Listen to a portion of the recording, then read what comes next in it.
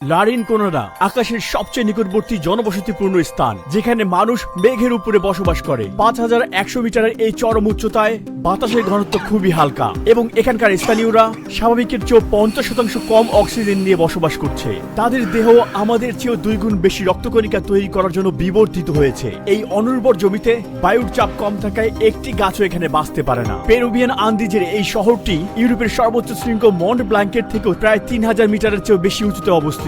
এছাড়াও এটি এমন একটি জায়গা যেখানে অপরাধ এবং বিপদ সবসময় নিকটেই থাকে। মানুষ শুধুমাত্র একটি কারণেই এই কঠিন পরিবেশে থাকে, তা হচ্ছে স্বর্ণ। এখানে বসবাস করা 50,000 মানুষ সবাই শুধু সম্পদের স্বপ্ন দেখছে। পৃথিবীর এই সর্বোচ্চ উচ্চতায় বসবাসকারী মানুষের জীবন কেমন তা আমরা দেখতে এসেছি।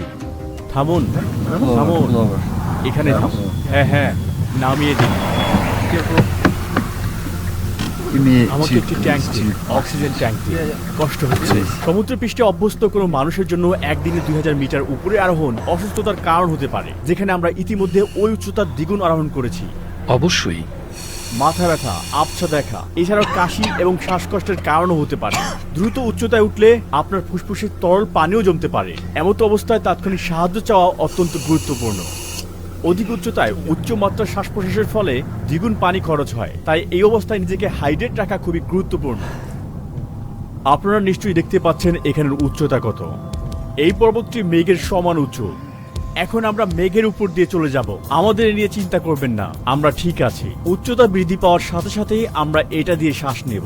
এখানে থাকা মানুষের কিছুই হয় না, তারা এই পরিস্থিতিতে নিজেকে মানিয়ে নিয়েছে। বায়ুমণ্ডলের ঘনত্ব পাতলা হয়ে যায় এবং এখানে শ্বাস নেওয়া কঠিন হয়ে যায়, তবে আশা করি আমরা এতে অভ্যস্ত হয়ে যাব। আমরা এখন যেখানে যাচ্ছি সেটি হলো একটি খনির শহর। স্বর্ণ প্রক্রিয়াকরণের ব্যবহৃত সায়ানাইড এবং পারদের মতো মারাত্মক রাসায়নিকগুলো এখানকার মাটি এবং কৃষির জমিকে দূষিত করছে। যাত্রার পূর্বেই আমরা প্রচুর খাবার এবং বিশুদ্ধ পানি সঙ্গে নিয়েছিলাম। আমাদের জন্ম এখানে, আমাদের শরীর অভ্যস্ত হয়ে গিয়েছে।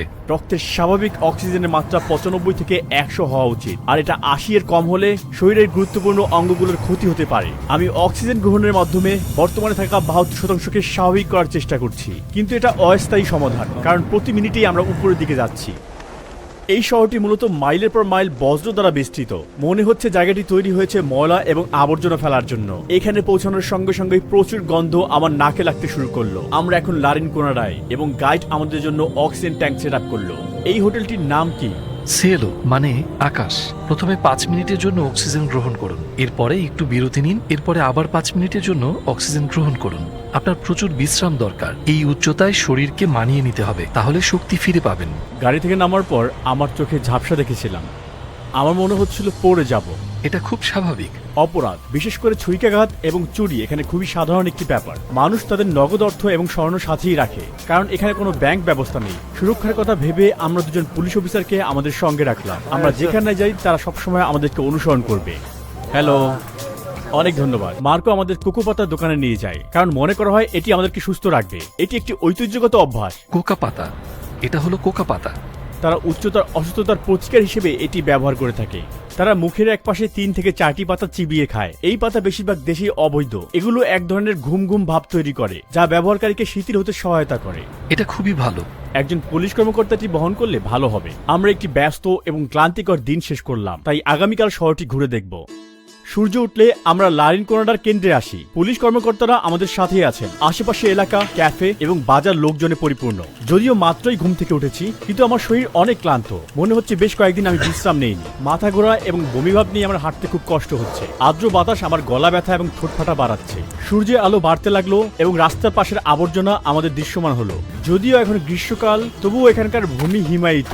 এখানে রাতের তাপমাত্রা -10 ডিগ্রি সেলসিয়াসে নেমে যায়। এখানে মানুষ বিদ্যুৎ এবং গরম ছাড়াই ধাতব খুপড়িতে বসবাস করে এবং এসব বাড়িতে কোনো রান্নাঘর এবং বাথরুম নেই, এবং হাজারো মানুষকে ব্যক্তিগত প্রয়োজনে এই পাবলিক টয়লেট এবং গোসলখানা ব্যবহার করতে হয়। উপরে থাকা মাকড়সা জালের মতো এই পাইপ উপর থেকে শহরের কেন্দ্রে জল বহন করে।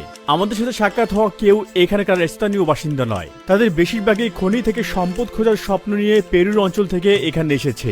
2001 থেকে 2012 সালের মধ্যে সোনার দাম 6 গুণ বৃদ্ধি পেয়েছে, আর সঙ্গে সঙ্গে এই এলাকার জনসংখ্যাও বৃদ্ধি পেয়েছে। তবে এই বসবাসকারী 50,000 মানুষের জীবনের পরিস্থিতি খুবই নির্মম। কিন্তু এই ক্রমবর্ধমান জনসংখ্যার উপযোগী কোনো অবকাঠামো গড়ে তোলার জন্য কোনো উদ্যোগ এখানে নেই। প্রতিদিন হাজার হাজার মানুষ রাস্তার উপরে তাদের ব্যবহার করা আবর্জনা ফেলে দিচ্ছে।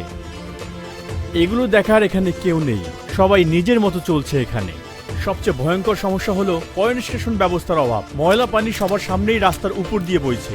এই ফুটবল মাঠে থাকা ঘাসগুলো বাস্তব নয়, এগুলোকে কৃত্রিমভাবে বানানো হয়েছে, কারণ এখানে কোনো ধরনের গাছপালা এই উচ্চতায় বাঁচতে পারে না। শহরটি লাবালা দুরমিন্টে নামক এক পাহাড়ের চারপাশে অবস্থিত। এর অর্থ স্লিপিং বিউটি।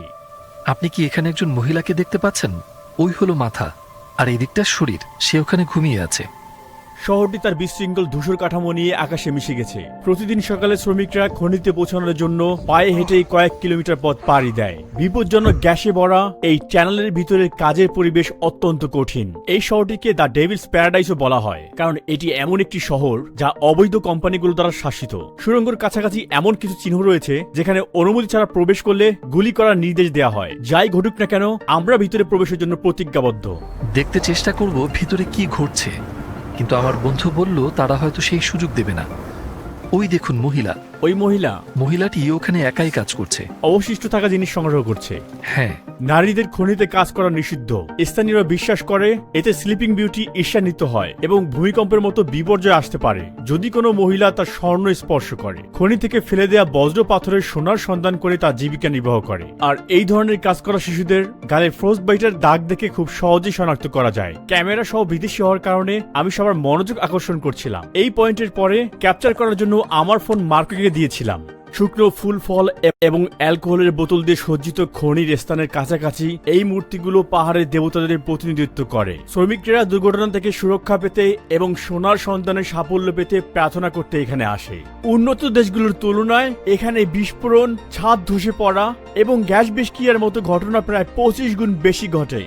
যদি একজন শ্রমিক এখানে মারা যায় তাহলে কোম্পানি ক্ষতিপূরণ হিসেবে তাকে মাত্র $600 প্রদান করে। লারিন কোনাডায় নিয়মিত বেতনের ধারণা নেই। এখানে শ্রমিকরা কাশেরো নামক একটি পুরনো এবং অবৈধ শ্রম ব্যবস্থাপনার মাধ্যমে কাজ করে। তারা পুরো মাসে বিনা বেতনে কোম্পানির জন্য আর নিজেদের জন্য একদিন কাজ করে, আর সেই দিন তারা যে স্বর্ণ খুঁজে পায় তা তাদের বেতন হিসেবে বাড়ি নিয়ে যায়। ওই দিনটি সাফল্যের উপর নির্ভর করে তারা একটি উল্লেখযোগ্য পরিমাণ উপার্জন করতে পারে। সুতরাং তাদের আয় পুরোপুরি ভাগ্যের উপর নির্ভর করে। যাই হোক, এই শ্রমিকেরা কখনো কখনো সুদর্শন পাথর পকেটে গোপন রেখে অথবা কোথাও ওই দিনটির জন্য লুকিয়ে রেখে বেতনের এই অনিশ্চয়তাকে কমিয়ে আনতে চেষ্টা করে। আমার অক্সিজেনের মাত্রা এখন 65%, যা স্বাভাবিক 95 থেকে 100% অনেক নিচে। তাই আমি খুব ঘন ঘন শ্বাস প্রশ্বাস নিচ্ছি এবং বর্তমানে আমার হৃদস্পন্দন 120-এর অনেক উপরে, অথচ এটা 80 থেকে 100 এর মধ্যে হওয়া উচিত ছিল। এই মুহূর্তে এখানের একজন স্থানীয় মানুষের অক্সিজেন মাত্রা পরীক্ষা করা হচ্ছে। তার ফলাফল আমার চেয়ে অনেক ভালো, 82% অক্সিজেন এবং 97 BPM হার্ট রেট। আমি আর দাঁড়াতে পারছি না, তাই কিছু অক্সিজেন পেতে আমি হোটেলে ফিরে যাব।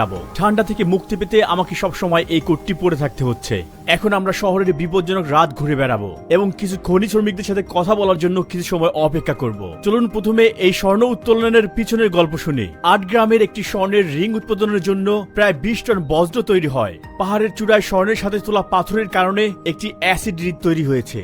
এই শিলায় আয়রন সালফেট বেশি, যা পরবর্তীতে পানি এবং বাতাসের সংস্পর্শে এলে অক্সিডাইজ তৈরি হয় এবং ফলশ্রুতিতে এই গভীর লাল রং তৈরি হয়। এখানে বসবাসকারী স্থানীয় লোকেরা পারদ এবং সায়ানাইড থাকা দূষিত জল দিয়ে ফসল ফলায় এবং তাদের পশুদের বড় করে। এখানকার মানুষের গড় আয়ু মাত্র 35 বছর। এই রাসায়নিক বিষক্রিয়া হলো এর একমাত্র কারণ। এই উচ্চতায় প্রতিটি নিঃশ্বাস সমুদ্র বৃষ্টির তুলনায় প্রায় 50% কম অক্সিজেন পায়। অতএব লারিন কোনাডার একজন বাসিন্দার রক্তের ঘনত্ব একজন স্বাভাবিক মানুষের রক্তের দ্বিগুণ, যা রক্তনালীকে বাধাগ্রস্ত করে এবং মারাত্মক স্বাস্থ্য ঝুঁকির দিকে পরিচালিত করে।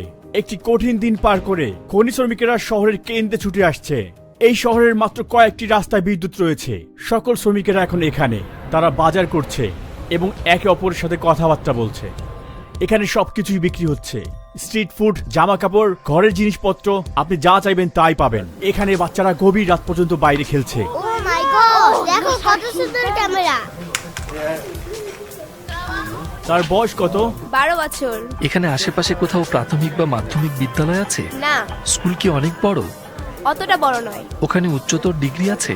না, এরকম কিছু নেই। এরপর তাদেরকে পুনো বা জুলিয়াতে পড়তে যেতে হয়। যদি না যায় তাহলে কি এই শিশুরা অন্যদের মতো খনিতে কাজ শুরু করবে? হ্যাঁ, আপনি দেখতে পাচ্ছেন এখানে মানুষ টাকার সাথে স্বর্ণের বিনিময় করতে আসে। আমরা অন্য একটি এক্সচেঞ্জ অফিসে আছি। ডাকাতের হামলা থেকে বাঁচতে তারা কাউন্টারের সামনে লোহার বার বসিয়েছে। বন্ধুরা, এখন আমরা দেখব তারা কিভাবে স্বর্ণকে রূপান্তর করে। দাঁড়ান, একটু অক্সিজেন নিয়ে নেই। আপনি এখন দেখতে পাচ্ছেন একজন শ্রমিকের পুরো মাসের কষ্টের ফলাফল। এই মুহূর্তে স্বর্ণটি পারদের সাথে একত্রে রয়েছে। এই দুটি ভিন্ন ধাতুকে আলাদা করতে কিছুটা তাপ প্রয়োগ করা হবে। প্রতি গ্রাম স্বর্ণের জন্য প্রায় 2 গ্রাম পারদ বাষ্পীভূত হয় এবং বায়ুমণ্ডলে মিশে যায়। আমাকে বলবেন এই কাজের সবচেয়ে কঠিন অংশ কোনটি? স্বর্ণ পরিবহন করা। এখানে অনেক খারাপ লোক বা ডাকাত আছে, তাই এগুলো এখানে পরিবহন করা মোটেও নিরাপদ নয়। এই কারণে মানুষ এখানে আসতে ভয় পায়। তিনি লারেন কোনাডার সবচেয়ে কি পছন্দ করেন? আসলে সত্যি বলতে এখানে ভালো তেমন কিছুই নেই। আশেপাশে যা কিছু দেখছেন সবকিছুই দূষিত। এখানে মোটামুটি জাতীয় আয় থেকে বেশি। জাতীয় আয় থেকে বেশি, তাই না? এজন্যই মানুষ এখানে আসে। এখানে মাথা ব্যথা এবং ক্লান্তির মতো উপসর্গগুলো কমাতে বিভিন্ন ভেষজ দিয়ে চা বানানো হয়। আমরা এটাকে বলি অ্যামোলিয়েন্টে। কি দিয়ে বানানো এগুলো? এতে আছে পানি, আছে বিভিন্ন ভেষজ এবং সিরাপ। এটা সত্যি ভালো, একটু খেয়ে দেখুন। একটু একটু অল্প খেয়ে দেখুন। এটা অনেক কড়া, তাই এটা পান করা আমার জন্য অনেক কষ্টকর। মানে আলো নেই, তাই এখানেই থামা ভালো, নয়তো একটি বিপদ ঘটতে পারে। বেশিরভাগ শ্রমিকেরা তাদের কষ্ট অর্জিত অর্থ এই রাস্তার অ্যালকোহল এবং নাইট লাইফের জন্য ব্যয় করে। এখানকার কঠিন পরিশ্রমও হয়তো কাউকে হত্যা করতে পারে না, কিন্তু ছুরিকাঘাত এবং এইডস তাদেরকে প্রতিনিয়ত হত্যা করছে।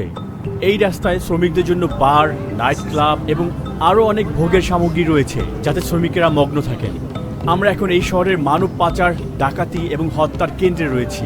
সামনে তাকিয়ে দেখুন, একজন মহিলা দাঁড়িয়ে আছে। তারা অন্য মেয়েদেরকে দেওয়ার জন্য তার কাছ থেকে ফুল কিনে নেয়। পুনো পুলিশের মতে এই জায়গাগুলোতে আনুমানিক 2500 অপ্রাপ্তবয়স্ক মেয়েকে প্রতিনিয়ত এক্সপ্লয়েট করা হচ্ছে। পুরো শহরে শুধুমাত্র একটি থানা রয়েছে এবং এখানকার সরকার এই অপরাধের বিরুদ্ধে লড়াই করার জন্য কোনো প্রচেষ্টাই চালাচ্ছে না। এখানে কোনো কারাগার রয়েছে না, তবে এখানে ছোট্ট একটি জায়গা আছে, এটাকে আমরা কেলাবোজা বলি।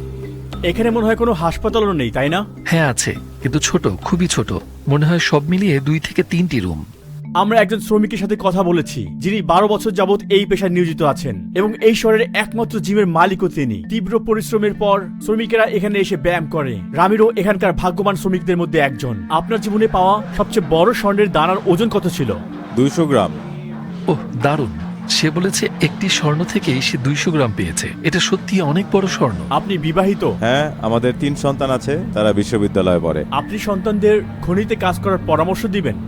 না, কারণ এটা খুবই বিপজ্জনক। উচ্চতা আপনার শরীরকে প্রভাবিত করে? হ্যাঁ, আপনি জানেন, যদিও আমি পুনো থেকে এসেছি, আমার এই সমস্যা ছিল। পুনো সমুদ্রপৃষ্ঠ থেকে 3800 মিটার উপরে, তাই সমুদ্রপৃষ্ঠ থেকে 5000 মিটার উপরে এখানে আসাটা চ্যালেঞ্জিং হতে শুরু করে। প্রথমে হজমের সমস্যা, 3 দিনে সে কি কষ্ট! 3 দিন পর আবার বিপাক প্রক্রিয়া মানে নিতে শুরু করে। গড়ে শ্রমিকেরা এখানে কত টাকা উপার্জন করে? এটি সময় সময় পরিবর্তন হয়, কখনো কখনো এটি উপরে, নিচে, নিচে এবং আবার উপরে যায়। এখানে একজন কম বেশি প্রায় 2000 পেরুভিয়ান সোলিস একটু বেশি উপার্জন করে আর কি। খনিতে কাজ করার জন্য আপনার হাত প্রভাবিত হয়েছে। স্বর্ণ থেকে খনিজ আলাদা করার চেষ্টা করার সময় আমি দুর্ঘটনাক্রমে নিজেকে একটি পাথর দিয়ে আঘাত করি। আপনি একটি পাথর ব্যবহার করছেন স্বর্ণ আলাদা করতে এবং তারপর হঠাৎ ব্যাম, ইনজুরি, বিশেষ করে এই পাশে যখন আপনি আঘাত করছেন। খনিতে কোনো শ্রমিক মৃত্যুবরণ করেছে? এটা হরহামেশাই হয়। খনি অনেকে বলে শক্তিশালী পুরুষদের জন্য। তারা পেশি শক্তিকে বোঝায় না, প্রাথমিকভাবে এটি মানসিক শক্তি সম্পর্কে বলা হয়। আরো বেশি সহ্য ক্ষমতা, দক্ষতা এবং উচ্চতা বিবেচনা করে। এটি মোটেও এত সহজ নয়। আমরা সমুদ্রপৃষ্ঠ থেকে 5000 মিটার উপরে আছি। যদিও লারেন কোনাডায় আসা এবং এখানে স্বর্ণ খোঁজার স্বপ্ন বাইরে থেকে আকর্ষণীয় বলে মনে হতে পারে, তবে এখানকার বেশিরভাগ শ্রমিক বা তাদের পরিবার তাদের কাঙ্ক্ষিত আর্থিক স্বাচ্ছন্দ্য উপার্জন করতে পারে না। পেরু সরকার স্বর্ণ খোঁজার এই অবৈধ কার্যক্রম এবং শ্রমিকদের উপর নির্যাতনের এই বিষয়ে একেবারেই নীরব। এত কিছুর পরেও মানুষ পৃথিবীর সর্বোচ্চ বসতিতে উন্নত জীবনযাপনের সুযোগ খুঁজছে। ভিডিওটি দেখার জন্য